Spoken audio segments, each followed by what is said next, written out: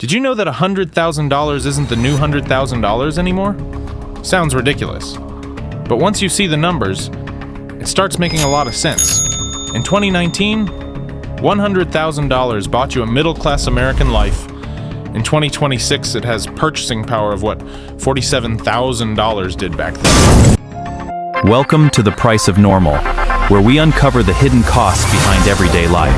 $100,000. For decades, that was the American dream depicting success. Not private jet rich, not mansion rich, but a happy, comfortable life.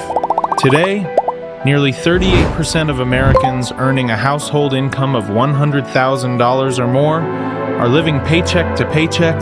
Parts of America, a family earning 6 figures can qualify for housing assistance.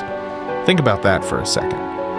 The income your parents associated with success is now, in some places, considered financially stretched. That shouldn't make sense. America is richer than ever. Evolving business dynamics and technology has made workers more productive than ever. So why does a salary that once symbolized success now feel average? Where did the money go? Because this isn't really a story about $100,000. It's a story about what happened to the cost of a normal life, and once you see it, you'll notice it everywhere. If you ask most Americans what changed over the last 40 years, they'll say inflation. And they're only partly right. Inflation is real.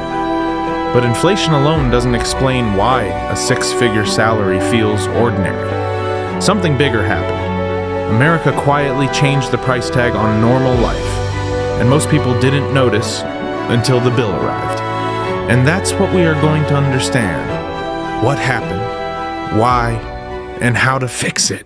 Let's start with inflation, because it is the only thief that can rob millions of people without touching a single wallet.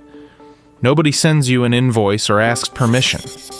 Your money simply buys less. If you earned around $50,000 in the early 1990s, you'd need roughly twice that income today just to buy a similar basket of goods. Think about what that means. Before you've paid rent, before you've bought groceries, before you've paid for healthcare, before you've paid for childcare, half your 6-figure salary has already disappeared. And yet, inflation isn't the biggest shock, because while most prices rose gradually, some costs completely broke away from the pack. Housing, healthcare, education, childcare, insurance, the essentials, the things people can't easily avoid. Those costs didn't just increase, they sprinted ahead. And that's where the real story begins. Let's talk about housing, because this is where the math starts looking ridiculous. Before moving on, do let us know how much of your monthly income goes toward housing? A quarter? A third? More? In 1960, the median American home cost roughly 2 years of the median worker's income. Today, in some metropolitan areas, that number can approach 10. Imagine your grandfather climbed 10 steps to buy a house. You inherit the same staircase. Then somebody quietly adds 30 more steps. That's modern housing. And here's what's crazy. Most people assume the housing crisis is only about prices. It isn't. Part of the story is that homes got more expensive. The other part? Homes got bigger. The average new American house today is dramatically larger than it was in the 1970s. More bedrooms, more bathrooms, more storage, more square footage. Americans didn't just raise the price of the dream, they upgraded the dream itself. The problem is that incomes didn't keep up. So now, a generation is trying to buy a larger product at a much higher price, and wondering why it feels impossible. The dream. Now let's talk about healthcare. In 1960, healthcare accounted for roughly 5% of America's economy. Today, it's closer to 18%. One industry more than tripled its share of the economy. Americans paid the difference. The United States spends more on healthcare per person than almost every developed country on Earth, often nearly double. So Americans should feel the most secure. Instead, millions carry medical debt. Think about that. The country spending the most still worries the most. That's like buying the world's most expensive umbrella and still getting soaked. And healthcare isn't expensive in the same way housing is expensive. You can delay buying a house. You can't delay a stroke. You can't schedule cancer. You can't ask your child to break an arm next year instead. That's what makes healthcare different. It's expensive, it's necessary, and it's unpredictable. Which means before many Americans spend money building wealth, they spend money protecting themselves from disaster. Then comes childcare. And this is where the numbers start getting ridiculous. In some parts of America, childcare for one child can cost more than in-state college tuition. Not college, childcare, before the kid even knows how to read. In places like Massachusetts and Washington, D.C., annual childcare costs can exceed $20,000 for a single child. That's before school supplies, before sports, before braces, before college. For many families, childcare became a second rent payment. And here's the part most people don't realize. In many states, childcare costs more than a year of public university tuition. Think about how backwards that sounds. A teenager studying engineering can cost less than a toddler taking naps and eating crackers. That's not a joke. That's the math. Here's the trap. A $10,000 raise sounds like progress, until you realize some families are spending more than that every year just on childcare. So you earn more.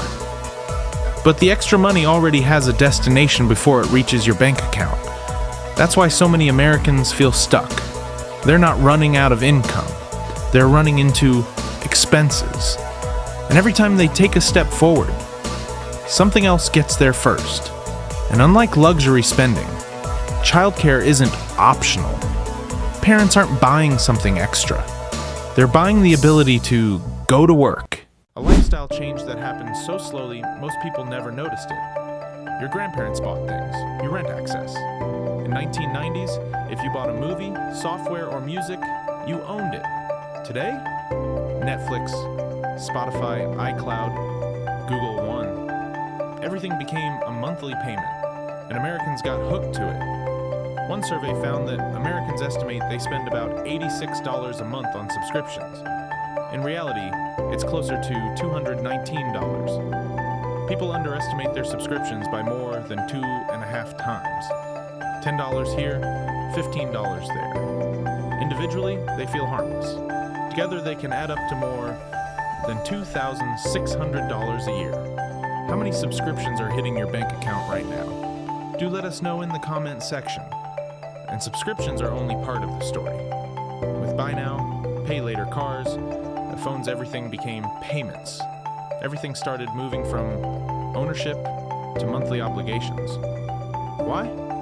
Because selling something once is good, charging every month is better. That's the hidden incentive. The modern economy is built around renting access, which creates a strange illusion.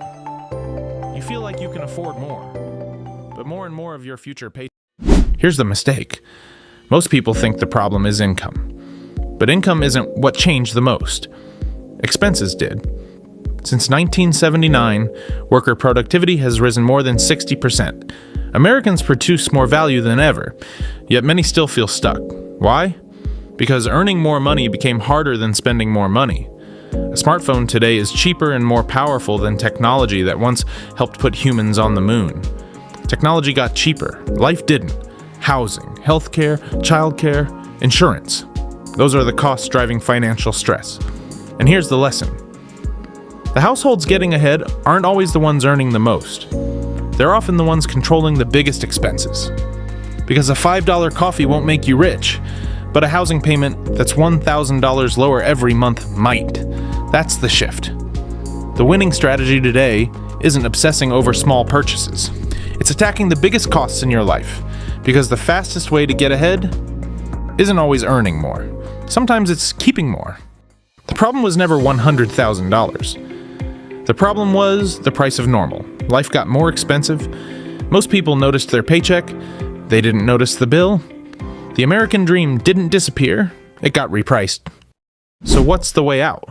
Not a bigger TV, not a better budget app, and not waiting for a massive raise. The biggest reduction in financial stress usually comes from reducing uncertainty. Think about the costs we've talked about: housing, healthcare, childcare, debt. The reason they create stress isn't just because they're expensive. It's because they're unpredictable. One rent increase, one medical emergency, one job loss. And suddenly the plan falls apart. That's why financially stable households focus on one thing first: margin. A gap between what comes in and what has to go out. Because margin creates options, and options reduce stress. So how do you create margin? First, attack the big three: housing, transportation, debt. Those three expenses often determine whether a household feels secure or constantly squeezed. A cheaper apartment can save hundreds every month. A paid-off car can free up thousands a year. Paying off high-interest debt can be like giving yourself an immediate raise. The biggest financial wins usually come from the biggest expenses. Second, invest in earning power. The workers seeing the strongest income growth aren't always working longer hours. They're building skills that are harder to replace. A trade, a certification, a professional license, a specialized skill. The goal isn't just to earn more, it's to become more valuable.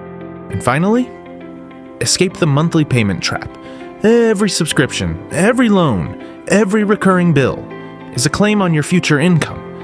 The fewer people reaching into your paycheck every month, the more freedom you have. Because at the end of the day, the goal was never $100,000. The goal was security. The goal was choices. The goal was sleeping at night without worrying about the next unexpected bill. And that's the real lesson. The people reducing financial stress aren't necessarily making the most money. They're creating the most margin between what they earn and what they owe. So if you really want to understand where your money is really going and why life feels more expensive than it should, subscribe to The Price of Normal.